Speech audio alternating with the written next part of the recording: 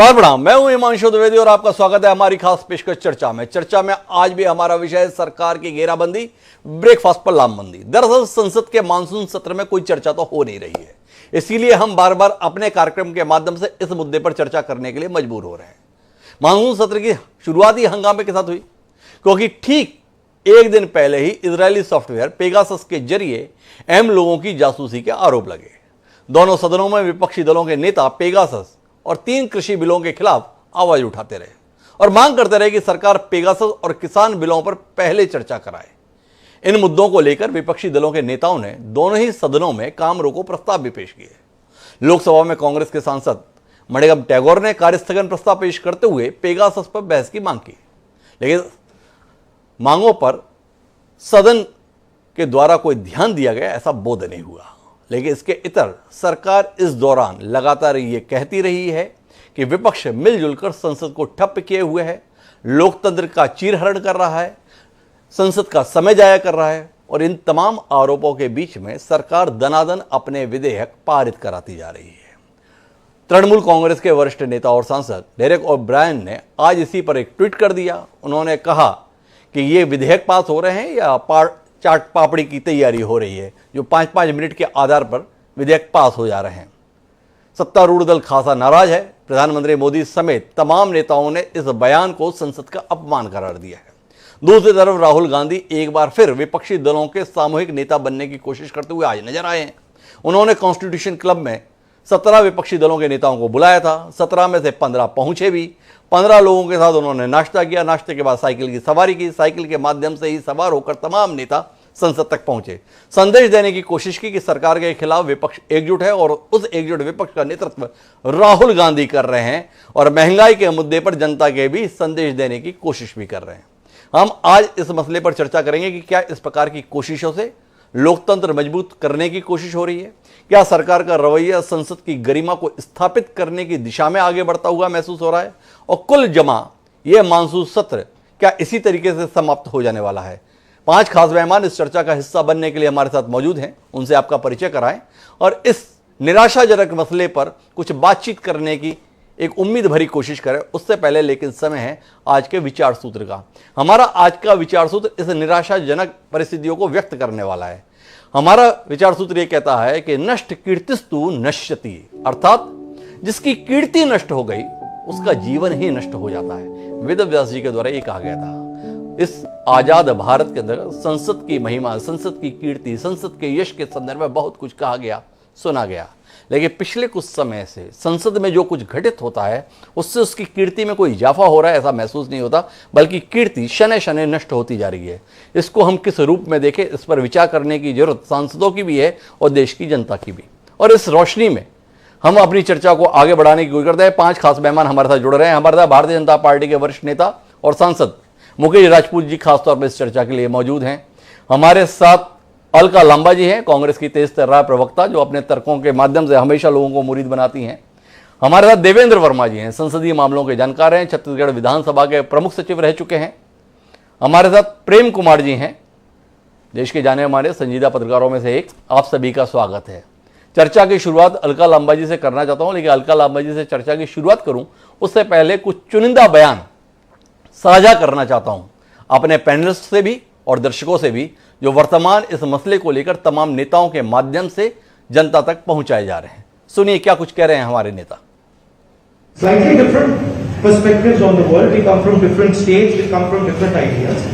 But I think we should develop a foundation of unity, and then within that foundation of unity, we can have a few discussions and few arguments where we disagree with each other. But I think it is important that now we start to come up with the principles of the foundation of this unity. Finally, Kharge ji mentioned something which is, I don't know if many of you would like to do it or not, and it's completely up to you. I thought that as far as the fuel crisis is concerned, the people of India are struggling. They are struggling with the amount of money they have to pay for their cars. So मैंने एक ही है, भाजपा का मोदी शाह सरकार विपक्ष की उपेक्षा कर रही है, जनता से जुड़े हुए मुद्दों को चर्चा कराने के लिए तैयार नहीं है। चाहे महंगाई हो, चाहे बेरोजगारी हो और चाहे आंतरिक सुरक्षा का मसला हो, चर्चा करा लें। पेगासस के मामले में गृह मंत्री जी सदन में आके चर्चा करा लें। है मैं उनसे आग्रह करना चाहूँगा कि लोकतंत्र में गैर जिम्मेदाराना व्यवहार का कोई स्थान नहीं होता, इससे लोकतंत्र कमजोर होता है। प्रधानमंत्री नरेंद्र मोदी जी ने, भारत सरकार के संबंधित मंत्रीगणों ने प्रतिपक्ष को हमेशा ये कहा है कि आप विषय पर चर्चा करें। भारत सरकार हर विषय पर चर्चा करने के लिए तैयार है, लेकिन विपक्ष चर्चा करने को तैयार नहीं है। विपक्ष की स्थिति भी किसान यूनियन जैसी हो गई है, प्रस्ताव कुछ है नहीं और सदन को बाधित करना ही एकमात्र रास्ता उनको सूझता है। तो भारत सरकार के कृषि मंत्री, जिम्मेदार नेता नरेंद्र सिंह तोमर स्पष्ट तौर पर कह रहे हैं कि हम तो हर मुद्दे पर चर्चा करने के लिए तैयार हैं, लेकिन विपक्ष किसान यूनियन जैसा व्यवहार कर रहा है, एजेंडा कुछ है नहीं, कुल मिलाकर संसद को बाधित कर रहा है। अलका लांबा जी, देश के सम्मान्य कृषि मंत्री ने विपक्ष को स्पष्ट रूप से गैर जिम्मेदाराना व्यवहार का दोषी करार दिया है, आपकी टिप्पणी? डॉक्टर हिमांशु, संसद चल रहा है, देश देख रहा है और ये जान रहा है कि विपक्ष सड़क से लेकर सदन तक जो मुद्दे उठा रहा है वो उनके निजी राजनीतिक मुद्दे नहीं है, देश से जुड़े हुए मुद्दे हैं। राहुल जी ने साफ कर दिया, हमारी प्राथमिकता देश और देश के लोग हैं। आज जब वो साइकिल पर निकले, उन्होंने कहा हमारे चेहरे, हमारे नाम, हम कौन है मायने नहीं रखते, मायने ये रखता है हम जनप्रतिनिधि हैं, हम जनता का प्रतिनिधित्व करने के लिए संसद पहुंचे हैं। और जनता के मुद्दे पर क्या था राहुल गांधी जी की साइकिल को ले जाने का मतलब क्या था? पेट्रोल डीजल के दाम लोग नहीं उठा पा रहे, इतनी भारी कीमतें, और उसके बाद एलपीजी गैस का सिलेंडर 800-900 रुपया पहुंच चुका है। तो कैसे कह सकते हैं ये मुद्दे नहीं है, या विपक्ष के पास मुद्दे नहीं है, या ये मुद्दे देश के मुद्दे नहीं है, आम नागरिक के मुद्दे नहीं है? क्या ये सच नहीं है 23 करोड़ लोग गरीबी रेखा से नीचे चले गए? क्या ये सच्चाई नहीं है कि 2 करोड़ लोगों के काम धंधे रोजी रोटियां खत्म हो चुकी हैं? आज जासूसी कांड के ऊपर मैं तो राहुल गांधी जी की क्षमताओं पर जो सवाल उठाते थे, आज उन्होंने अपनी क्षमता, एक नेतृत्व क्षमता पार्टी के अंदर ही नहीं, विपक्षियों को एकजुट करने में भी दिखा दी कि किस तरीके से सारे विपक्षी दलों को एकजुट करते हुए मुद्दों पर वो एक साथ लेकर आ गए। और वही प्रधानमंत्री नरेंद्र मोदी जी की क्षमताओं की बात करेंगे, उनके नेतृत्व कमजोर होता चला जा रहा है। शिवसेना उनका सहयोगी था, छोड़ गया। अकाली दल उनका सहयोगी था, कृषि कानून पे उन्हें छोड़ गया। और अब बात आती है नीतीश कुमार जी की। कल तो नीतीश कुमार जी ने भी मीडिया में आकर इस बात को कह दिया कि बिल्कुल विपक्ष की मांग जायज है, इस पे जांच और चर्चा होनी चाहिए। अब किसके क्षमताओं पर आप सवाल उठाएंगे? दबी जबान में तो अब इनके, मैं दबी भी कहूंगी, खुलकर इनके सहयोगी भी इस बात को मान रहे हैं कि जासूसी, क्योंकि ये इनका आरोप है, अगर आपने कुछ गलत नहीं किया तो जासूसी हुई है तो डर क्यों रहे हो? हम भी यही बात कहते हैं, अगर आपने कुछ गलत नहीं किया तो आप जांच से क्यों डर रहे हैं? आप जांच से क्यों डर रहे हैं? लेकिन अलका जी, मेरे 2 सवाल हैं आपके इस कथन के संदर्भ में। एक, राहुल गांधी की नेतृत्व क्षमता जाहिर हुई है इन कोशिशों से, इसी को लेकर सवाल उठ रहे हैं। राहुल गांधी अचानक नरेंद्र मोदी को छोड़कर किसे चुनौती दे रहे हैं? ममता बनर्जी को। ममता बनर्जी दिल्ली आई विपक्ष को एकजुट करने, राहुल गांधी अत्यंत सक्रिय दिखाई देने लगे। 25 को ममता जी आती हैं, 26 को राहुल गांधी जी विपक्षी नेताओं की बैठक बुलाते हैं, आज राहुल गांधी नाश्ते पर बुलाते हैं, लेकिन आम आदमी पार्टी और बहुजन समाज पार्टी दिखाई नहीं देती है। समझने की कोशिश कर रहे हैं, किससे डर रहे हैं? ममता बनर्जी से या नरेंद्र मोदी से? बंगाल की मुख्यमंत्री दिल्ली आई थी तो वो चलकर 10 जनपद गई थी। सोनिया गांधी जी और राहुल गांधी जी उपस्थित थे, दोनों से मुलाकात की, चर्चा हुई और बहुत अच्छी बात रही। और कांग्रेस के तमाम नेताओं को, कमलनाथ जी से कह के आनंद शर्मा जी तक, वो मिली। तो यहाँ पर उनकी जिम्मेदारियां अभी मुख्यमंत्री के तौर पर है, वो सांसद नहीं है, सांसद श्री राहुल गांधी जी है। इसलिए कुछ जिम्मेदारियां साफ मैं कह रही हूँ राहुल गांधी जी ने ली है, क्योंकि वो सांसद है और दिल्ली में है, और सबको इकट्ठा करके नाश्ते पे भी आज उन्होंने बुलाकर मीटिंग की। मुख्यमंत्री के तौर पर वो भी खुद, मैंने कहा, चलकर आई है सोनिया जी के पास, उनका सम्मान है। एक सेकंड, और उन्होंने पहली राज्य की मुख्यमंत्री है पूरे देश में जिन्होंने पेगासस के ऊपर, जासूसी कांड के ऊपर खुद जांच बिठाने की पहल की है। शरद पवार जी की अगर आप बात करेंगे तो प्रशांत किशोर से लगातार मुलाकातें करके क्या स्ट्रैटेजी होनी चाहिए, और बिल्कुल 24 में ना किसान बख्शेगा, ना देश का आम आदमी, मजदूर, किसान जो बिल्कुल महंगाई से त्रस्त है, और ना कांग्रेस विपक्ष के तौर पर भाजपा को बख्शने वाली है। जवाब तो इन्हें सदन में देना ही होगा। जवाब तो इन्हें सदन में देना ही होगा, अलका लांबा जी का ये कहना है। लेकिन मुकेश राजपूत जी हमारे साथ में जुड़े हुए हैं, भारतीय जनता पार्टी के सांसद हैं। भाजपा बहुत चिंतित है, बहुत दुखी है, बहुत आहत है कि क्या कर रहा है विपक्ष। संसदीय लोकतंत्र की गरिमा को तार तार कर दे रहा है। अपने इतिहास को भूल भाजपा के नेताओं की ये बयान अचंबा पैदा करते हैं।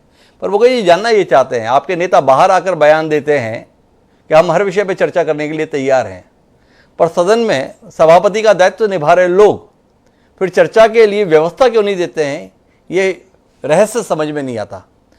क्या माननीय मुकेश राजपूत जी कहने के लिए तैयार है कि पेगासस पर चर्चा के लिए आप तैयार हैं?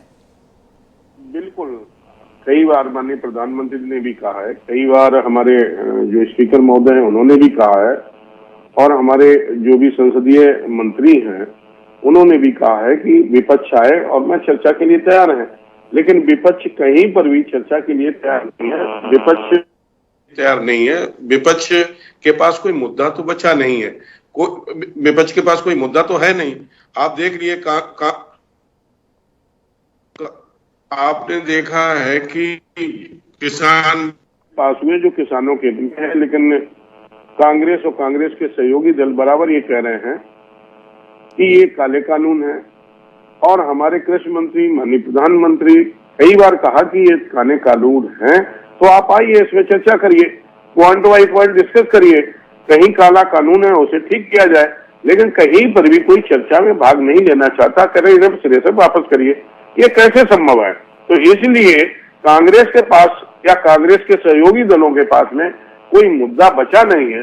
जिस तरह से माननीय नरेंद्र मोदी जी ने की नेतृत्व वाली सरकार ने जो 7 सालों में जो काम किए हैं वो मुद्दे उसमें बचे नहीं हैं। अब मुद्दा विहीन पार्टी हो गई है, लेकिन ये अपने को राजनीति में स्टैंड करने के लिए, राजनीति में बने रहने के लिए दिशा विहीन राजनीति कर रहे हैं, लोगों को भ्रम पैदा कर रहे हैं। आपको रोकते हुए पूछना चाहूंगा कि कितनी सहजता से आप कह दे रहे हैं कि कोई मुद्दा है ही नहीं। हजारों की संख्या में किसान पिछले 9 महीने से दिल्ली की सीमा पर डटे हुए हैं, और आप जैसा लोकप्रिय सांसद ये कहने के लिए बड़ी सहजता से अपने आप को गौरवान्वित महसूस कर रहा है कि ये कोई मुद्दा नहीं है। जानने की कोशिश करना चाहता हूं, क्या इसी लोकतंत्र का सपना हमारे स्वतंत्रता सेनानियों ने देखा था, जिसमें हजारों की संख्या में लोग अपनी मांगों को लेकर देश की राजधानी में डले रहें और फिर भी उसे मुद्दा ना समझा जाए? पहला, पेगासस के संदर्भ में दुनिया के तमाम देश जांच समितियां बना रहे हैं, जांच गठित कर रहे हैं, और आप उसे विषय मानने से भी इंकार कर देते हैं। चर्चा तो बाद में होती, आप तो फैसला पहले दे दे रहे सदन में मंत्री के माध्यम से कि यह कुछ है ही नहीं। जांच के बगैर क्लीन चिट, उदाहरण अपने आप में अनुपम, वो आप दे रहे हो और कह रहे हैं कि कोई मुद्दा नहीं। कोरोना को लेकर बेहिसाब मौतों को लेकर चर्चा की बात कही जा रही है, और क्या मुकेश राजपूत जी मानते हैं कि यह चर्चा का विषय नहीं, संसद को इसमें समय जाया नहीं करना चाहिए?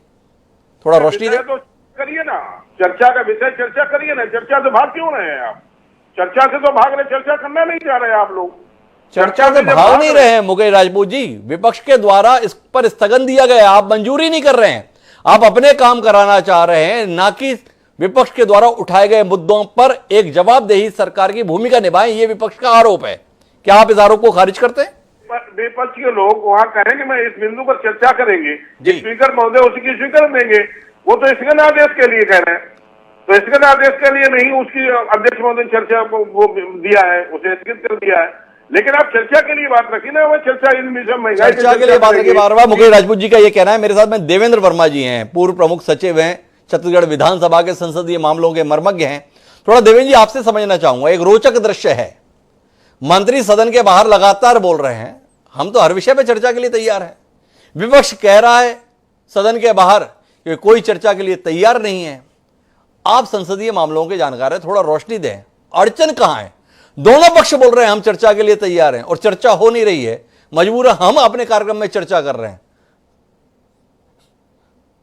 देखिए, ऐसा है कि विपक्ष जो भी मुद्दे उठाता है वो लोकहित के विषय रहते हैं, और लोकहित के विषयों के ऊपर चर्चा निश्चित तौर पर होना चाहिए जी, क्योंकि जब तक लोकहित ये 40% है, ये 60% है। प्रतिपक्ष भी 40% उनकी आवाज भी सदन में आना चाहिए। जी। लेकिन होता यह है कि सभा का जो बिजनेस है, जी। जो बिजनेस कार्यसूची में निर्धारित किया जाता है, वो बिजनेस इस दृष्टिकोण से निर्धारित करना चाहिए कि सभा में डिस्क्रिप्शन ना हो, जी। अर्थात सदस्यों की भावना के अनुरूप विषयों को बिजनेस में लेना चाहिए। जी। लेकिन मैं भी देख रहा हूं, लोकसभा की कार्रवाई भी देख रहा हूं और मेरा पिछला अनुभव भी है, जब तक बिजनेस लिस्ट ठीक से कंपाइल नहीं होगी, बिजनेस लिस्ट ठीक से निर्धारित नहीं होगी, तब तक तो सत्ता पक्ष ये कहता ही रहेगा कि हम तो चर्चा के लिए तैयार हैं। लेकिन चर्चा के लिए तैयार हैं तो बिजनेस की सूची में उन मुद्दों को आना चाहिए।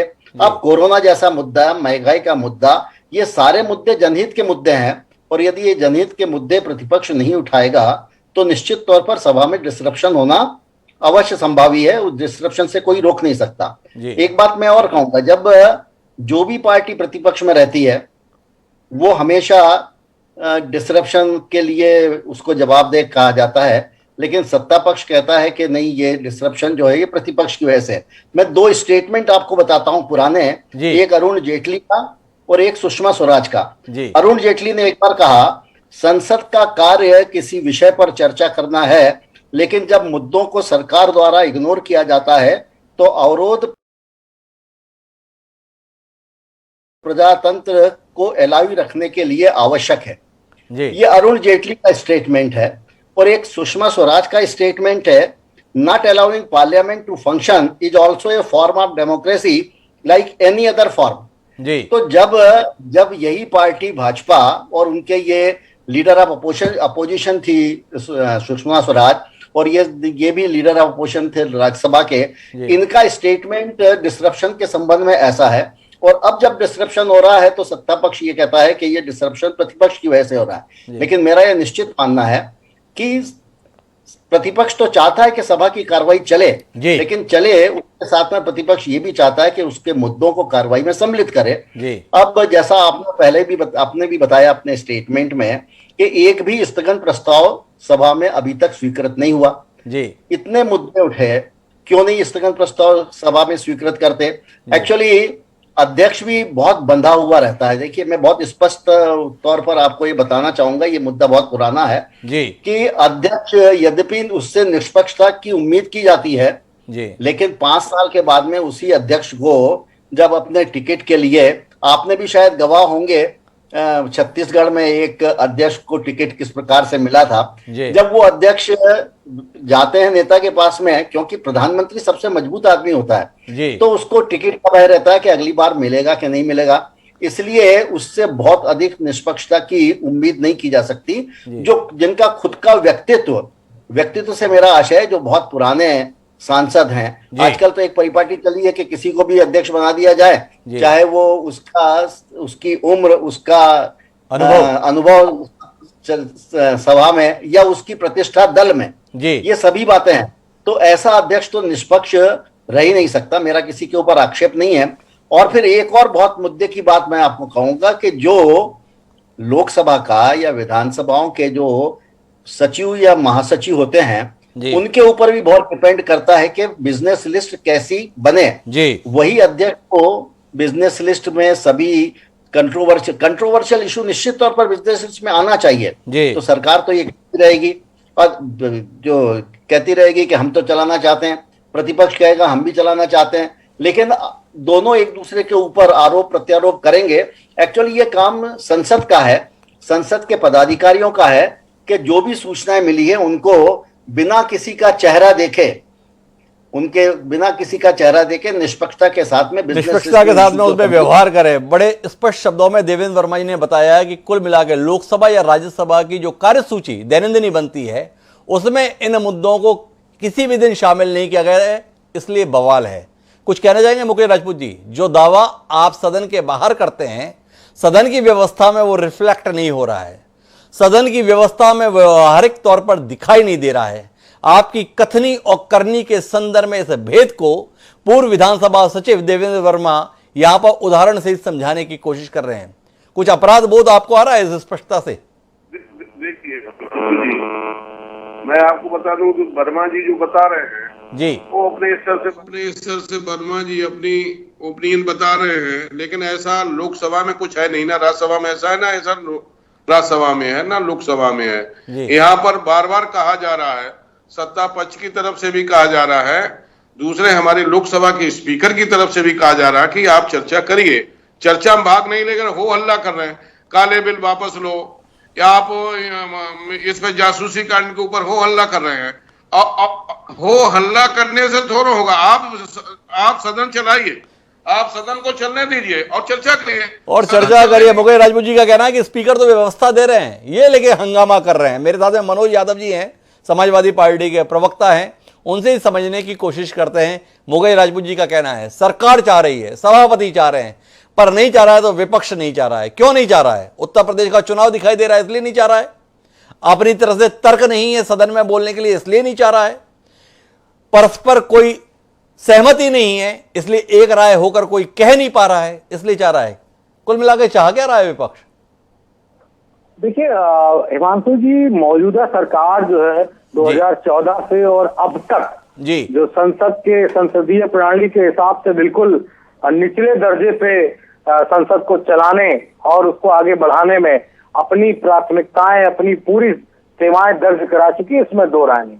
क्या ये सरकार जनता को बताएगी कि इनकी पिच में विपक्ष बैटिंग करेगा क्या, इनके मुद्दों पे राजनीति करेगा क्या, या ये जो चाहते हैं वो विपक्ष करेगा संसद में बैठ के? इनके लिए क्लैपिंग या थपथपाने के लिए विपक्ष संसद में बैठता है क्या? आप निश्चित तौर पे सरकार है, जनता ने आपको मैंडेट दिया है, तो आप उन सारी चीजों को विपक्ष के साथ तमाम सारे मुद्दों पे विपक्ष की सहमति और मीटिंगें करनी पड़ती हैं, मौजूदा सरकार हो या पूर्व की सरकारें हो। लेकिन क्या मौजूदा सरकार विपक्ष को विपक्ष मानता है क्या?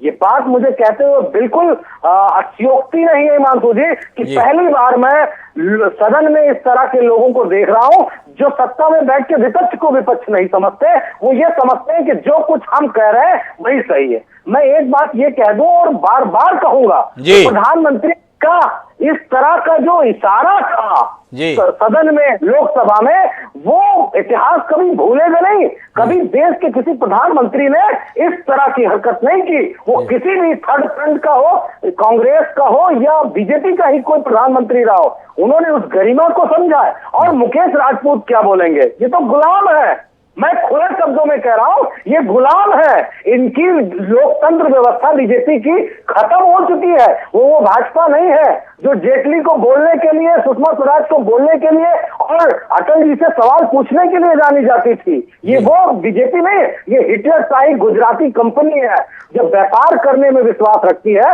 इसलिए लोकसभा में जो चीजें हो रही, विपक्ष के नेता को आप उल्लू बनाते हो, विपक्ष के नेता को आप उसका कद छोटा करके अपना कद बढ़ाने वाली राजनीति करते हो। ये आज तक इस देश में कभी नहीं हुआ। ये आज तक इस देश में कभी नहीं हुआ। पर मनोज यादव जी, एक बात जानना चाहता हूं कि क्या सरकार की वर्तमान इन कोशिशों ने राहुल गांधी को विपक्ष का एक छत्र नेता बनने का अवसर उपलब्ध करा दिया है?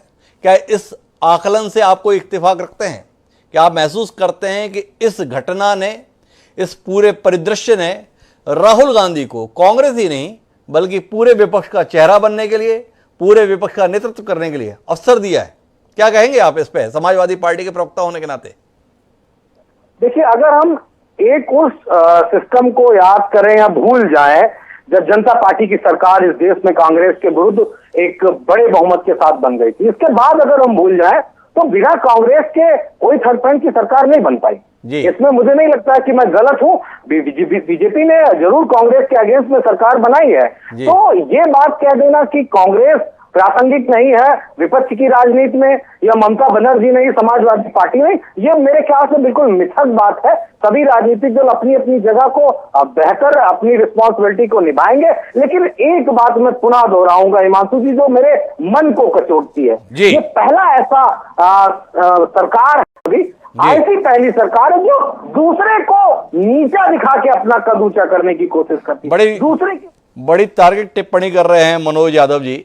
ये एक ऐसी सरकार है जो दूसरों को छोटा बताकर अपने आप को बड़ा करने की कोशिश करती है। इसकी रोशनी में प्रेम कुमार जी आपके पास आता हूं और उस पहलू को आपसे समझना चाहता हूं जो मैंने मनोज यादव जी से पूछा। पिछले 10 साल 15 साल से भारतीय जनता पार्टी इस बात के लिए सदैव प्रयत्नशील रही कि राहुल गांधी को समाज के बीच में, जनता के बीच में कमतर आंका जाए। पप्पू जैसे शब्दों का इस्तेमाल से भी आप वाकिफ रहे। पर क्या आप इत्तेफाक रख रहे हैं कि वर्तमान में सरकार की रणनीति उन्हीं राहुल गांधी के कद को इजाफा करने में मददगार बन रही है? राहुल गांधी की विपक्ष में स्वीकार्यता बढ़ा रही है। जिस राहुल गांधी को कांग्रेस पार्टी पीछे पड़ी हुई थी कि आप नेतृत्व संभालें, वो कांग्रेस छोड़ अब पूरे विपक्ष का नेतृत्व करते हुए दिखाई दे रहे हैं। क्या कहेंगे आप इस पहलू पर प्रेम कुमार जी? जी हिमांशु जी, ये जो स्थिति बनी है जी। वो एक दिन में नहीं बनी है जी। जैसे राहुल गांधी जी को पप्पू बना दिया गया, पप्पू करार दिया गया, और हर दिन राहुल गांधी जो ट्वीट करते हैं उन पर बीजेपी के तमाम नेता एक्टिव भी रहते हैं और ये भी कहते हुए दिखते हैं कि हम उनको गंभीरता से नहीं लेते जी। तो इसके बीच सिर्फ राहुल गांधी के साथ ऐसा हुआ है ऐसा नहीं है जी। ममता बनर्जी को भी उन्होंने ऐसा ही कुछ करने की कोशिश की, ममता बनर्जी के साथ हुआ, आज अखिलेश यादव के साथ में ऐसा ही व्यवहार हो रहा है, ये लंबे समय से हो रहा है। पूरे देश में विपक्ष के नेताओं को राहुल गांधी की ही तरह व्यवहार भारतीय जनता पार्टी की ओर से मिला है। ये जो इतने लंबे समय से चीजें हुई हैं, अब राहुल गांधी के नेतृत्व में विपक्ष स्वयं इकट्ठा हो गया है। यही विपक्ष कभी इकट्ठा नहीं हो रहा था, लेकिन जब विपक्ष ने देखा कि राहुल गांधी अकेले नहीं है जिनको इस तरीके से खारिज किया जा रहा है, विपक्ष जो लोकतंत्र में एक तवज्जो और इज्जत देने, प्रतिष्ठा देने की बात होती है विपक्ष को, वो उसके लिए सिर्फ राहुल गांधी नहीं पूरे देश में स्टेट लेवल पर भी ऐसा ही हो रहा है। तब ये परिस्थिति जब बनी है, तब ये एक नेतृत्व जो है राहुल गांधी का उपजा है। इसके लिए भारतीय जनता पार्टी का थोड़े समय का व्यवहार नहीं, ये पूरे लंबे समय का व्यवहार जो है ये इस परिणाम को लेकर आया है। ये आपके प्रश्न का उत्तर है। प्रेम कुमार जी ने राहुल गांधी के संदर्भ में तो बात कही, अब मैं उस विषय पर भी चर्चा करना चाहता हूं जो आज डेरेक ओब्रायन ने कहा। डेरेक ओब्रायन ने एक ट्वीट किया और उसके संदर्भ में एक समरी भी थी जिसमें बताया कि 10 दिन में जो है कमाल हो गया है और 12 विधेयक पारित हुए हैं, जिसमें कोई 7 मिनट में, कोई 2 मिनट में, कोई 12 मिनट में पारित हो गया है। और उन्होंने ये कहा कि ये विधेयक पारित करा रहे हैं या पापड़ी चाट बना रहे हैं। संसदीय कार्य मंत्री प्रहलाद जोशी जी वो बहुत आहत हुए हैं डेरेक ओब्रायन की इस टिप्पणी से और उन्होंने इसे संसद का अपमान करार दिया है। आप बहुत संजीदा पत्रकार हैं, थोड़ा समझना चाहूँगा किसने किसका अपमान किया। बतौर पत्रकार प्रेम कुमार जी कोई दृष्टि देना चाहेंगे?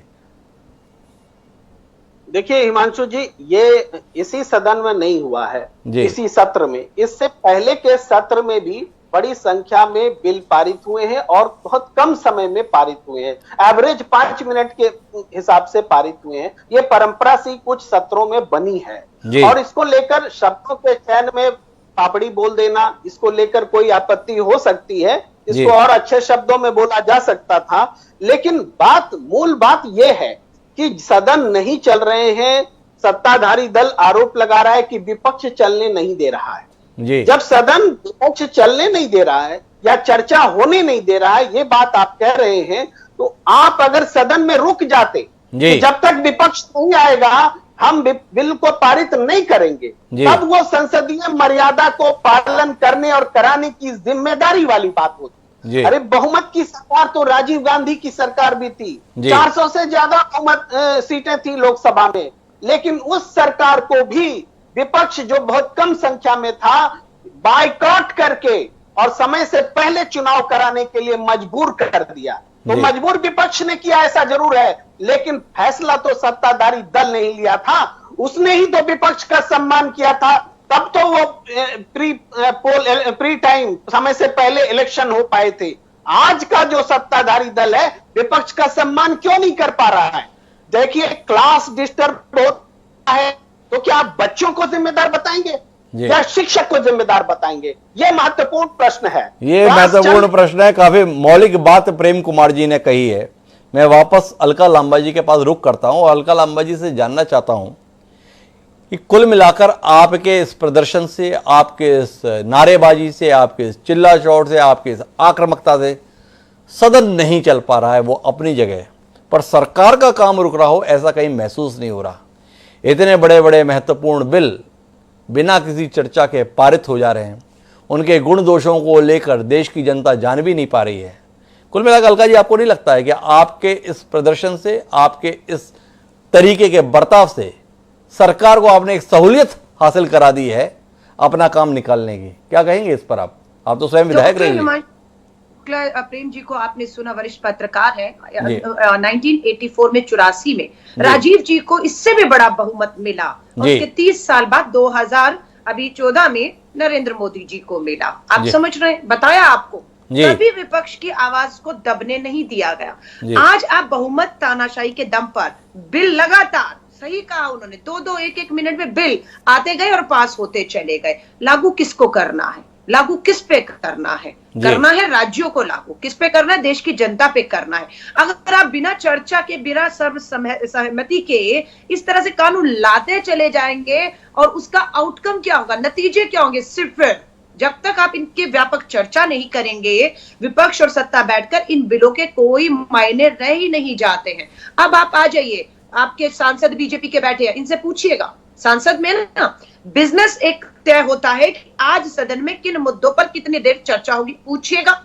बार बार 3 मांग विपक्षी उठा रहे और आज तो 17 दलों ने एक साथ होकर एक आवाज में कहा, नंबर 1 जासूसी कांड पे चर्चा और जांच हो, नंबर 2 आपका जो महंगाई का सबसे बड़ा मुद्दा है, पेट्रोल डीजल और जीडीपी, आपकी अर्थव्यवस्था गिर रही है, उस पर चर्चा हो, तीसरा कृषि कानूनों पर चर्चा हो। आप बिजनेस में उसे जोड़ ही नहीं रहे हैं। जब तक आपका लिखित में बिजनेस नहीं आता कि कैसे चलेगी संसद, क्या मुद्दे होंगे, कैसे होगा। अब मैं आपको बताती हूँ, मुकेश जी को अगर याद होगा, मैं सदन में नहीं हूँ, पर बिजनेस क्या तय होता है, क्या मुद्दे तय होते हैं, वो हम देख रहे हैं। मुकेश जी से पूछिएगा क्या ये सच है या नहीं।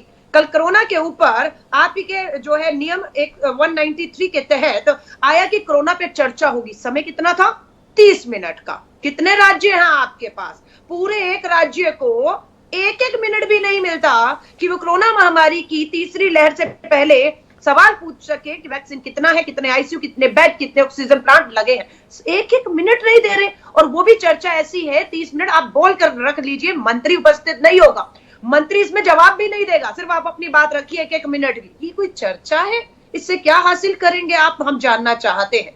तो तानाशाही बहुमत के दम पर अगर आप कहेंगे, अब मोदी जी ने मीटिंग बुलाई, बोला जी राहुल गांधी जी आए नहीं, नरेंद्र मोदी जी ने मीटिंग बुलाई, लेकिन मोदी जी ने, प्रधानमंत्री ने मीटिंग जो सदन के अंदर बुलाई जानी चाहिए, अंदर चर्चा होनी चाहिए, वो नहीं किया, सदन के बाहर किया। क्यों? कोरोना महामारी पर सदन के बाहर चर्चा करना चाहते थे, क्योंकि रिकॉर्ड में ना आ जाए, कहीं शर्मिंदगी ना हो, जवाबदेही ना हो। आज अभी टाइम्स ऑफ इंडिया उठाई डिजिटल, अभी आया कोर्ट का फैसला कि दिल्ली के अंदर जयपुर गोल्डन में ऑक्सीजन के अभाव में 25 लोगों की मौत हुई। दिल्ली पुलिस ने लिखित में दे दिया है, केंद्र सरकार ने पार्लियामेंट में खड़े होकर कहा है कोई मौत नहीं हुई, तो दिल्ली पुलिस ने भी ये कह दिया है कोर्ट में खड़े होकर कोई मौत नहीं हुई। और वही जयपुर गोल्डन के डॉक्टर खड़े हैं, अस्पताल का मालिक खड़ा है और ये कह रहा है कि नहीं 23 और 24 अप्रैल को हमारे यहाँ ऑक्सीजन के अभाव में 24 मौतें हुई हैं। आप क्यों अपनी नाकामी विफलताओं को इस तरह से आप अपनी क्यों नाकामी को इस तरीके से व्यक्त करा रहे हैं? ये सवाल है अलका लांबा जी का। मैं वापस मुकेश राजपूत जी के पास लौटता हूं, और मुकेश राजपूत जी, आपसे जानने में दिलचस्पी है कि अगर बहुमत ही सब कुछ था, अगर बहुमत में होना ही सारे फैसले लेने का आपको अधिकारी बना देता है, तो संसद के सत्र बुलाए जाने की व्यवस्था बनी ही क्यों? बहुमत आपके पास है, ये चर्चा में समय जाया क्यों करते हैं? कुछ इस प्रकार का बोध समाज के बीच में आने लगा है। थोड़ा दृष्टि देंगे कि बिना चर्चा के दनादन विधेयक आप पारित करा रहे हैं, इसके माध्यम से क्या बता रहे हैं कि अब इस देश में संसदीय लोकतंत्र की बहुत जरूरत नहीं रह गई है? जी राजपूत जी। सरकार को नहीं, मैंने भारतीय जनता पार्टी कभी सत्ता से सरकार नहीं चलाना चाहती जी। सभी की सहमत से, सभी के सहयोग से, चर्चा से ही सरकार चलाना चाहती जी। 2014 से लेके आज तक जो भी भारतीय जनता पार्टी जो भी बैठकें हुई या जो भी सदन में सहमति से हुई, लेकिन मैं देख रहा हूं कि जहां पर भी चर्चा हुई है वो कांग्रेस पार्टी को मुंह की खानी, तो इसलिए ये लोग जानते हैं कि चर्चा करेंगे तो चर्चा में मुंह की खानी पड़ेगी, तो इसलिए चर्चा नहीं करना चाहते, सिर्फ हो हल्ला करना चाहते हैं। देश का जो टैक्स के रूप में जो पैसा आता है, 1 मिनट में लोकसभा चलाने के लिए 1 मिनट का 1.5 लाख रुपए खर्च होता है। करीब करीब एक दिन में लगभग 8 से 10 करोड़ रुपए खर्च हो जाता है, लेकिन ये लोकसभा को चलने नहीं जानबूझ के। रही बात यह है कि लोकसभा में चर्चा हो तो सब बिंदुओं में चर्चा होगी। अब हमारी कांग्रेस की बहन कह रही थी जी। कि मैं चर्चा की 30 मिनट निश्चित किया जी। मैं मान सकता हूँ स्पीकर महोदय ने 30 मिनट के लिए चर्चा का आवाज कर गई क्या? जी जी जी राजपूत जी, हेलो, जी राजपूत जी, आपकी आवाज आ रही है? आवाज आ रही है? जी राजपूत जी, मैं ये कह रहा हूँ अभी बहन हमारी लामा जी जी 30 मिनट की चर्चा का समय दिया गया, स्पीकर महोदय ने 30 मिनट का समय दिया, चर्चा होती 30 मिनट से 1 घंटा भी हो जाएगा, 1.5 घंटा भी हो जाएगा, स्पीकर महोदय उससे बढ़ाएंगे। ऐसा नहीं समय किसी का होता है, किसी को समय का कम है और उसमें कहीं चर्चा अच्छी आती है तो चर्चा बढ़ती रहती है। ऐसा नहीं समय 30 मिनट है तो 3 मिनट ज्यादा नहीं होगी। दूसरा कोरोना के ऊपर चर्चा करनी हो, चाहे किसी पर भी महंगाई पर चर्चा करनी हो या आप किसान बिल पर चर्चा करनी हो या महंगाई पर चर्चा करनी हो, किसी पर चर्चा करना है, सत्ता सरकार चर्चा करना चाहती है। दूसरी, अभी मनोज यादव जी कह रहे थे हम लोग गुलाम हैं। मनोज यादव को समझना चाहिए उत्तर प्रदेश में समाजवादी पार्टी की सरकार नहीं, ये लोग गुलामी के प्रतीक हो सकते हैं। कहीं भारतीय जनता पार्टी कहीं पर भी गुलामी का कार्यकर्ता नहीं है, कार्यकर्ता है भारतीय जनता पार्टी की, हम सब कार्यकर्ता हैं। वहां सिर्फ एक ही परिवार की राजनीति चलती है, वहां हुकूमत चलती है, वहां किसी की परामर्श नहीं लिया जाता। वहां तो तालमानी हुकूमत जो भी फरमान जारी हो गया, खुली हमारी बंद तुम्हारी, ये आदेश हो गया तो हो गया। वहां गुंडागर्दी चरम सीमा पर रहती, यहाँ कहीं गुंडागर्दी नहीं है, यहाँ कहीं गुंडागर्दी नहीं। मुकेश राजपूत जी, आपने तमाम सारी बातें कही, आपसे एक सवाल कर लेता हूं। विपक्ष की आवाज को तो आप कोई तवज्जो दे नहीं रहे, ये सब लोगों का कहना है, पर अपने सहयोगियों की बातों को भी तो कोई तवज्जो देंगे, ऐसी उम्मीद कर सकते हैं। अकाली दल कृषि कानूनों के संदर्भ में बात कहता रह गया और आखिरी में आपको छोड़कर चला गया, आपने उसकी बात को माना नहीं। आजकल गुलाब दे रही है हरसिमरत कौर जी, संसद भवन के बाहर खड़े होकर के हमारी बात को सुनिए। अब नीतीश कुमार आपके सहयोगी हैं, बिहार में मुख्यमंत्री हैं, आपकी मदद से ही मुख्यमंत्री हैं, उनको भी लगता है कि पेगासस के मामले में जांच होनी चाहिए। अपनी सहयोगी एक राज्य के मुख्यमंत्री की सलाह, राय, मशवरे का कोई सम्मान या स्थान आपकी सरकार में है, ये सवाल है। क्या कहते हैं मुकेश राजपूत जी आप इस पर? बिल्कुल, आप चर्चा करिए और जो चर्चा करिए तय करिए, वहां जांच होनी चाहिए, कमेटी बननी चाहिए, सरकार जांच कराएगी, वहां पीछे थोड़ा हट रही की सरकार। तो मुकेश राजपूत जी इत्तेफाक रखते हैं चर्चा के बाद जांच होनी चाहिए? नहीं, बिल्कुल चर्चा के बाद में जांच,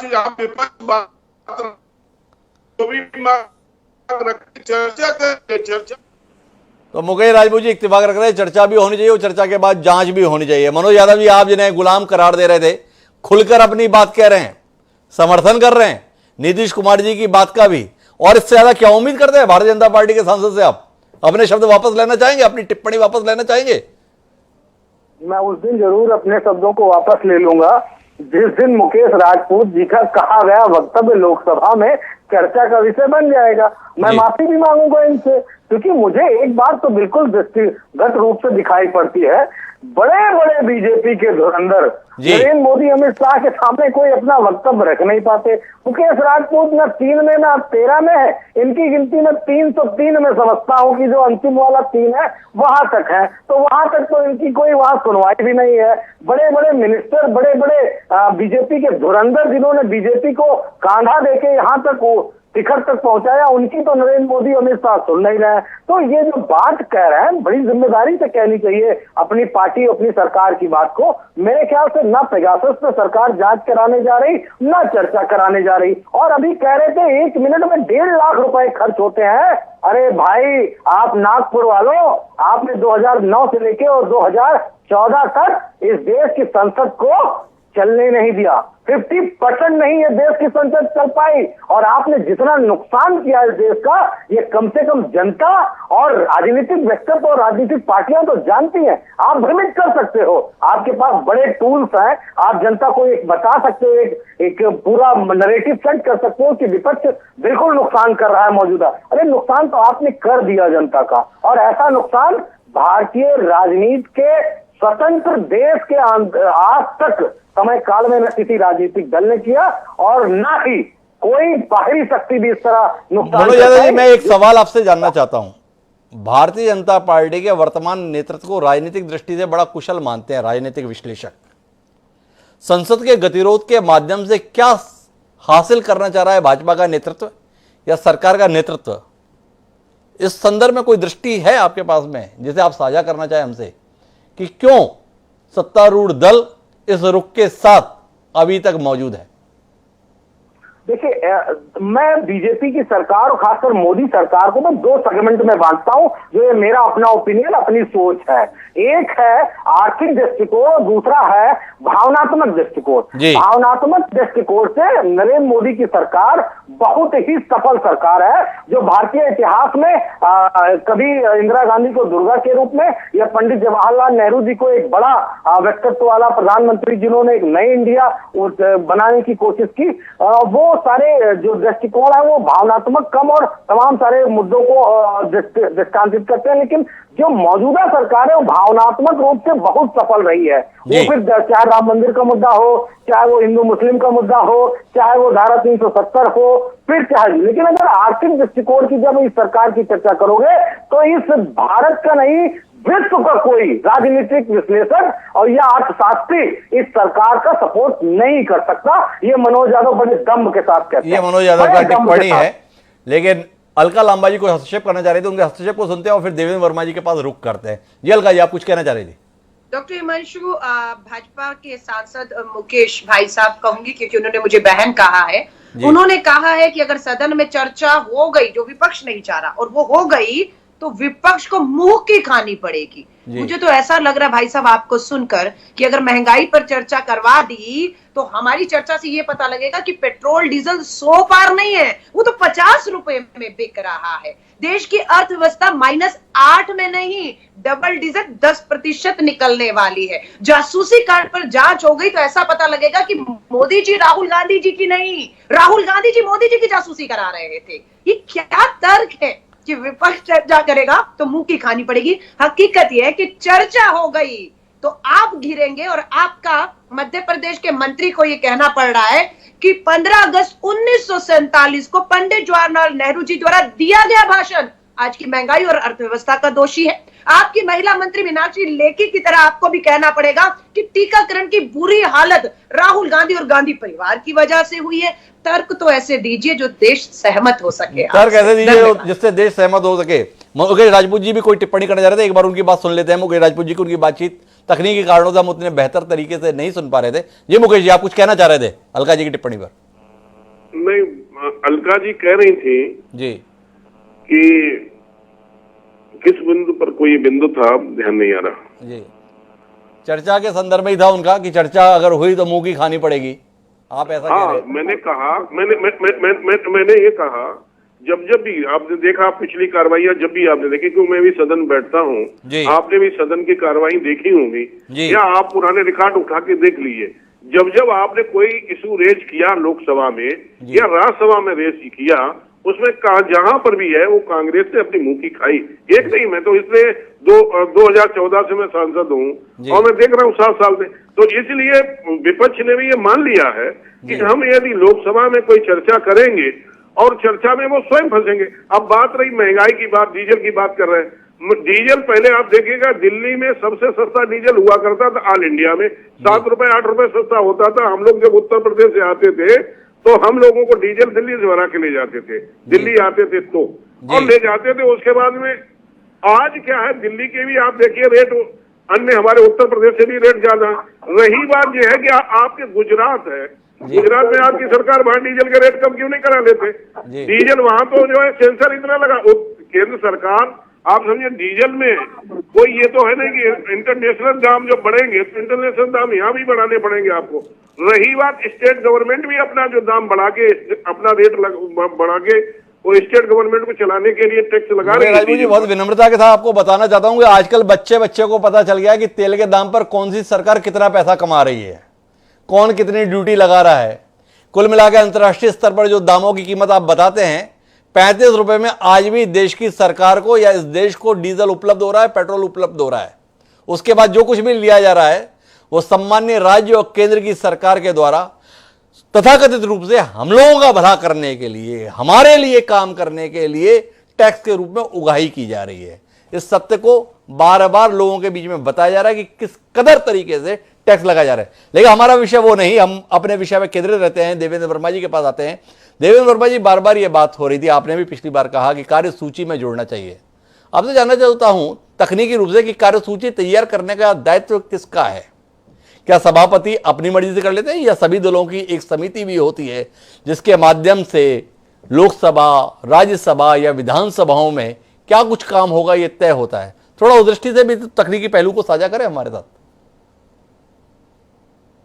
सामान्यतः तो कार्यसूची जो है वो अध्यक्ष जी तय करते हैं, लेकिन उनके सामने जो महासचिव या प्रमुख सचिव रहते हैं वो क्या क्या बिजनेस, क्या क्या सूचनाएं प्राप्त हुई है वो अध्यक्ष जी को बताते हैं जी। लेकिन बहुत आइडियल स्थिति ये होती है जो मैंने राज्यों में देखी है और लोकसभा में भी है जी, कि कार्यमंत्रणा समिति बिजनेस एडवाइजरी कमेटी होती है। उस बिजनेस एडवाइजरी कमेटी की बैठक रखी जाती है सप्ताह में एक आध दिन, और क्या क्या बिजनेस है पेंडिंग, क्या क्या सूचनाएं आई हैं, कौन से एडजॉर्नमेंट मोशन है, कितने बिल हैं, उसके ऊपर कितनी चर्चा होनी है, समय का अलॉटमेंट उसमें होता है, ये सब बिजनेस एडवाइजरी कमेटी में होता है। ऐसा मैंने अपने 30, 32, 35 वर्षों के अनुभव में देखा है। लोकसभा में भी वही व्यवस्थाएं सब जगह एक जैसी हैं, लेकिन अंतिम निर्णय अध्यक्ष का ही होता है कि वो क्या कार्यसूची में लेते हैं। लेकिन मैं एक बात और कहूंगा, ये महासचिव का या प्रमुख सचिव का भी दायित्व होता है कि वो सारी सूचनाएं जो आई हैं वो अध्यक्ष जी के संज्ञान में लाए और कार्यमंत्रणा समिति की बैठक रखने का प्रस्ताव दे। लेकिन इन दिनों ऐसी सारी परंपराएं हैं या जो सारे नियम हैं, इनका बहुत पालन ऐसा हो रहा है ऐसा मुझे नहीं लगता। जो देख रहे हैं वैसा है। अब वास्तव में लोकसभा सचिवालय में इंटरनली क्या होता है, अध्यक्ष जी के सामने क्या विषय रखे जाते हैं, लेकिन एडजॉर्नमेंट मोशन के संबंध में निश्चित तौर पर सदन के नेता अर्थात मुख्यमंत्री या प्रधानमंत्री से भी अध्यक्ष जी चर्चा करते हैं कि स्थगन प्रस्ताव ऐसा है। एक और बात आपसे समझना चाहता हूं देवेंद्र जी, जब आप हमारे साथ में हैं, स्थगन प्रस्ताव या काम रोको प्रस्ताव के संदर्भ में थोड़ी स्थिति बताएंगे कि किन परिस्थितियों में सदन के द्वारा यह प्रस्ताव स्वीकार किया जाता है। हम 2 दिन पहले भी कार्यक्रम किए थे, उसमें एक रोचक तथ्य आया था कि पिछले 7 सालों में एक भी स्थगन प्रस्ताव स्वीकार नहीं किया गया है। थोड़ा बताएंगे कौन सी वो आपात परिस्थितियां होती हैं जो दशकों में घटित होती है जिसके आधार पर यह व्यवस्था लागू होती है? थोड़ा अपना अनुभव साझा करें। क्या ऐसा होना चाहिए जिसके आधार पर संसद स्थगन प्रस्ताव को स्वीकार करे? देखिए, जैसा पहले भी आप बता रहे थे कि अटल जी के कार्यकाल में 10 स्थगन प्रस्ताव हुए, यूपीए के कार्यकाल में भी स्थगन प्रस्ताव 20 स्वीकृत हुए। ये बहुत कुछ अध्यक्ष के विवेक पर भी डिपेंड करता है कि कौन सा ऐसा इंपॉर्टेंट इशू है, अब उसको किस रूप में लिए। जैसे अभी अलका लांबा जी बता रहे थे कि एक कोरोना के ऊपर चर्चा ली, लेकिन वो नियम 190 के अंतर्गत ली, तो उसमें आधे ही घंटे चर्चा हो सकती है। अब आधे घंटे में चर्चा क्या होगी? मुकेश राजपूत जी कह रहे थे नहीं, वो तो समय बाद में बढ़ जाता, लेकिन ऐसा नहीं है। समय एक्चुअली निर्धारित होना चाहिए। कोरोना जैसा इंपॉर्टेंट विषय, उसके ऊपर आप केवल आधे घंटे की चर्चा कार्यसूची में डालेंगे तो निश्चित तौर पर प्रतिपक्ष उससे एजिटेट होगा। कोशिश ये होना चाहिए, लोकसभा सचिवालय या जो भी लेजिस्लेटिव सेक्रेटरीट है, कोशिश ये होना चाहिए कि मेंबर्स अपोजिशन के एजिटेट ना हो किसी, और उनकी भावना का और उनके विषयों को पर्याप्त समय सभा में दिया जाए। अब आपने स्थगन प्रस्ताव का दिया, स्थगन प्रस्ताव की प्रक्रिया तो यह है कि जब स्थगन प्रस्ताव आता है तब अध्यक्ष उसको प्राइमा फेसी देखते हैं कि ये वास्तव में कोई नीतिगत फेल्यूर है कि नहीं है शासन का। यदि नीतिगत फेल्यूर है, और लिखा हुआ भी है कि नीतिगत फेल्यूर के ऊपर ही स्थगन प्रस्ताव स्वीकार होंगे। जो दिन प्रतिदिन की घटनाएं होती है, दिन प्रतिदिन के कार्यों में जो चूक होती है, वो नहीं होगा, उसके ऊपर स्थगन प्रस्ताव नहीं आते। लेकिन ये नियम कोई बहुत हार्ड एंड फास्ट नहीं है। हमारे यहाँ प्रजातांत्रिक व्यवस्था पिछले 60-65 वर्षों में इस प्रकार डेवलप हुई है कि प्रतिपक्ष की भावनाओं का पूरा, यदि स्थगन प्रस्ताव के रूप में भी यदि चर्चा ले लेंगे तो उसमें कहीं कोई बहुत बड़ा पहाड़ नहीं टूटने वाला। और इसीलिए, क्योंकि स्थगन प्रस्ताव में ना तो कोई वोटिंग होती है, बाद में चर्चा होती है और चर्चा समाप्त हो जाती है, तो स्थगन, और इसीलिए अध्यक्ष प्रतिपक्ष को सम्मान देते, क्योंकि प्रतिपक्ष को जब तक अध्यक्ष जी अपना अभिरक्षा नहीं देंगे, जब तक उनकी भावना का सम्मान नहीं करेंगे, जब तक उनको कॉन्फिडेंस नहीं लेंगे, जब तक कोई ऐसा काम नहीं करेंगे जिससे प्रतिपक्ष को अध्यक्ष के ऊपर पूरी तरीके से विश्वास हो, तब तक डिसरप्शन की स्थिति बनती रहेगी। इसलिए अध्यक्ष महोदय कई अवसरों के ऊपर कोई दूसरा विषय, चाहे वो नीतिगत न हो, लेकिन कोई दूसरा विषय हो जो कि बहुत महत्वपूर्ण है, जो कि जनता को बहुत विद्वेलित कर रहा है, जनता अर्थात प्रतिपक्ष को बहुत विद्वेलित कर रहा है, ऐसे विषयों को भी स्थगन प्रस्ताव के रूप में ले लेना चाहिए, ये देवेंद्र वर्मा जी का कहना है। लेकिन मैं प्रेम कुमार जी थोड़ा और नजर के संदर्भ में आता हूं। हालांकि मुकेश राजपूत जी भी हस्तक्षेप करना चाह रहे हैं और मनोज यादव जी भी, तो बारी बारी से मुकेश राजपूत साहब भारतीय जनता पार्टी का प्रतिनिधित्व कर रहे हैं, सत्तारूढ़ दल का।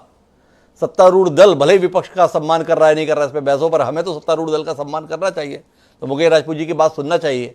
जी मुकेश जी, आप कुछ हस्तक्षेप करना चाह रहे हैं? अभी हमारे देवेंद्र वर्मा जी कह रहे थे, इसमें जो कार्यसूची बनती है सभी विपक्षी दल होते हैं उसमें बैठते हैं, उसके बाद में ही कार्यसूची तैयार की जाती है। विपक्ष उसमें डलवाता है तो कार्यसूची में वो चीजें ऐड की जाती है। जो रही स्थगन की बात है, जब भी लोकसभा स्पीकर चाहेंगे तो स्थगन स्वीकार करेंगे, नहीं वो समझेंगे नहीं महत्वपूर्ण है तो उसे अस्वीकार कर देंगे। तो इसमें विपक्ष के लिए मैं ये बात कह रहा हूँ, विपक्ष कहीं पर भी विपक्ष के साथ वो नहीं हो रहा है। विपक्ष चाहे तो सत्ता वो चर्चा भाग ले सकता है, लेकिन विपक्ष कहीं पर भी चर्चा पहले दिन से ही चर्चा में भाग न लेके, वो लोकसभा और राज्यसभा को चलने न देके, वो दिखाना चाहते हैं कि मेरी सुनी नहीं जा रही। जो सदन में चर्चा नहीं करते, अध्यक्ष महोदय बार बार कहते हैं कि भाई लोकसभा को कार्रवाई चलने दीजिए, आप चर्चा में आइए, मैं चर्चा कराऊंगा, आप बता ही रखिए, आप अपनी कुर्सियों में बैठिए, वहां से चर्चा मांगिए, और ना चर्चा भाग हो तो आप बताइए, तो दोष भारतीय जनता पार्टी का हो सकता है। कहना है कि विपक्ष माहौल ऐसा बना रहा है कि चर्चा कराई नहीं जा रही है। मनोज यादव जी का हस्तक्षेप भी सुन लेते, क्योंकि मैं प्रेम कुमार जी के पास जाना चाहता हूं उनके नजरिए को समझने के लिए। मनोज जी, आपका हस्तक्षेप। देखिए, मैं बड़ा सरलीकरण करने की कोशिश करूंगा जो भाषा आसानी से समझ में आ जाए जनता को।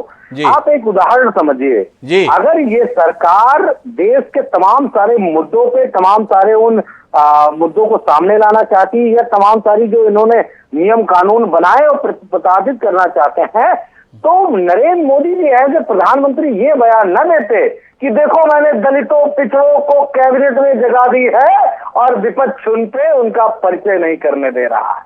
वो तो राजनीतिक बयान था ना प्रधानमंत्री जी का। वो देश के तमाम सारे अध्यादेश जो बीजेपी की सरकार और तमाम सारे जो नियम कानून जनता के हित में लाना चाहती है, उन मुद्दों को तो नहीं उनके लिए कहा कि देश का नुकसान हो जाएगा, विपक्ष समझ नहीं रहा है, हमारे पास इतने अच्छे अच्छे प्रोग्राम है, हम पारित नहीं कर पा रहे। उन्होंने तो परिचय की बात कही ना, जो उत्तर प्रदेश के चुनाव में लागू होंगे, अन्य हो सकता है किसी राज्य के चुनाव में उनका असर पड़ता हो। तो सरकार खुद नहीं ये बात चाहती है कि किसी तरीके से ऐसी बातें हो, वो राजनीति करना चाहती है, राजनीति करना चाहती है। मनोज यादव जी बहुत सरल शब्दों में व्यक्त कर रहे हैं, उदाहरण सहित। अलका जी भी कोई हस्तक्षेप कर जाए, पर अलका जी मैं कार्यक्रम का समापन आपकी टिप्पणी से करूंगा, उससे पहले प्रेम कुमार जी की टिप्पणी सुनते हैं। प्रेम कुमार जी, आपसे जानना चाहता हूं, कुल मिलाकर इस घटना में, इस दृश्य में लाभार्थी कौन है, नुकसान किसका हो रहा है? ये सवाल हमने कई बार कार्यक्रम में पूछा, पर किसी का नुकसान किसी का फायदा का भी सबब बनता है। प्रेम कुमार जी थोड़ा दृष्टि दीजिए ना, जो कुछ चल रहा है इससे लाभान्वित कौन हो रहा है, फायदा किसको हो रहा है, बल्ले बल्ले किसकी हो रही है? मैं दो टूक कहूंगा कि इससे फायदा सत्ताधारी दल को हो रहा है जी। वजह यह है कि जो प्रेशर, जो मुद्दों को लेकर के जो प्रेशर होना चाहिए सदन में, वो विपक्ष किसी तरीके से एब्जॉर्ब नहीं कर पाया है। ये विपक्ष एकजुट तो हुआ है, लेकिन जनता का जो दबाव होना चाहिए कि हम एक विरोध कर दे, तो जनमत जो है, हो सकता है इसकी वजह कोरोना भी हो सकता है इसकी वजह विपक्ष का कमजोर होना भी हो, लेकिन इस वजह से जनता का दबाव अगर पड़ता है तो यही विरोध बहुत बड़ा हो जाएगा और सरकार को कंपेल होना पड़ेगा सदन चलाने के लिए और तरीके से चलाने के। सदन तो अभी भी चल रहे हैं, विधेयक पारित हो रहे हैं, लेकिन जो मुद्दे अचानक से पैदा होते हैं, जैसे कि जासूसी का मामला, कि राफेल से जुड़ा हुआ मामला भी है, जिससे भीमा कोरे गांव के लोगों को गलत ढंग से फंसाए जाने का मामला भी है, जिसमें पत्रकारों को फंसाए जाने का भी मामला है, ये मामले भी हैं। और इसके अलावा जो महंगाई अचानक पैदा हुई वैसे मुद्दे, या फिर मुआवजा देने का सवाल कोरोना में जो लोग मरे उनके लिए, ये सब अचानक वाले मुद्दे हैं जो कि सदन को सुनना चाहिए उन विधेयकों के अलावा जो सदन पारित करता है। तो ये इस जिम्मेदारी से वो बच जा रहे हैं, लेकिन ये हंगामा जो है उनको बचने नहीं देंगे अगर जनता का सपोर्ट क्रमशः बढ़ता जाए। प्रेम कुमार जी, मेरा आपसे एक सवाल है, उसके बाद मैं अलका जी के पास चलूंगा और आपसे जानना चाहूंगा कि विपक्ष सारी कोशिशों के बावजूद भी जनता से कनेक्ट क्यों नहीं हो रहा है। पहले जब हम बात कर रहे थे राजीव गांधी के विशाल बहुमत के संदर्भ में, उस समय विपक्ष ने मुद्दे उठाए, पर वो मुद्दे जनता के साथ कनेक्ट होते हुए सड़कों पर भी दिखाई देते थे। सदन से लेकर सड़क तक समान रूप से संघर्ष दिखता था। आज डीजल पेट्रोल के दाम 100 से ऊपर हैं, पर जनता के स्तर पर आक्रोश जैसा देखने के हम अभ्यस्त रहे हैं, आप भी इत्तेफाक रखेंगे, वैसा आक्रोश दिखता नहीं है। अन्य तमाम मुद्दों को भी ले लें तो जनता के स्तर पर अभिव्यक्ति दिखती नहीं है। कहां चूक रहे हैं?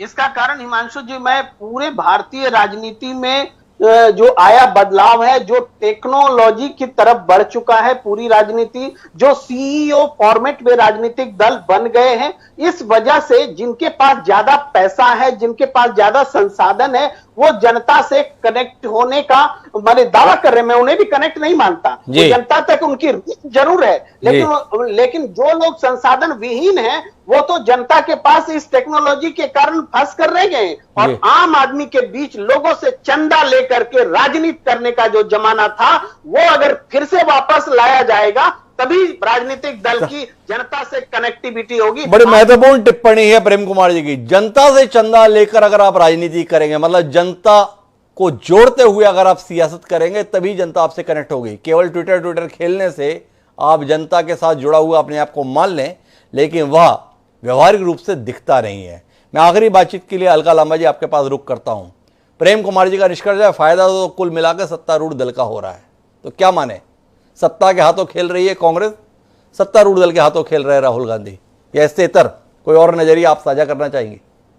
राजनीतिक तौर पर भाजपा को ये बिल पास करके ब्राउनी पॉइंट्स मिल रहे होंगे, खुश हो रहे, कि जनता को इसका लाभ नहीं मिलेगा। बिना चर्चा के, बिना सर्वसहमति के आप ऐसे थोपते चले जाएंगे बिल, और राज्यों को, फेडरल सिस्टम है ना, राज्यों को इंप्लीमेंट करना नहीं होगा। नंबर 1। नंबर 2, आपने कहा विपक्ष नहीं है। आप ध्यान से 2019 में ये दोबारा बहुमत से आए और 20 के शुरू जनवरी में ही पहला कोरोना का मामला आ गया। 20 और 21 अभी तक हम कोरोना महामारी के बीच में से गुजरते हुए अपनी जिम्मेदारी को समझ रहे हैं। नहीं हम भीड़ को इकट्ठा कर रहे हैं, नहीं रामलीला मैदान में लाखों लोगों को इकट्ठा कर पा रहे, पर इसका ये मतलब नहीं है कि विपक्ष की आवाज नहीं। हम जिम्मेदारी के साथ आगे बढ़ रहे हैं। हमारे जो 3 बड़े राज्य आप देखिए, चाहे वो तमिलनाडु हो, पश्चिम बंगाल और केरला, तीनों चुनाव बहुमत से जीतकर इन सरकारों को अब चुनौतियां देने के लिए सदन के अंदर बाहर आपको दिख रहे हैं। अब मैं सिर्फ आती हूं मुकेश राजपूत जी जो भाजपा के सांसद हैं, उनसे हाथ जोड़कर कहूंगी, जो कार्य सूची आती है, मैं विधायक रही हूं, तो जैसे कहा ये स्पीकर तय करता है। स्पीकर किस पार्टी का है? क्या स्पीकर के ऊपर कोई दबाव होता है या नहीं होता?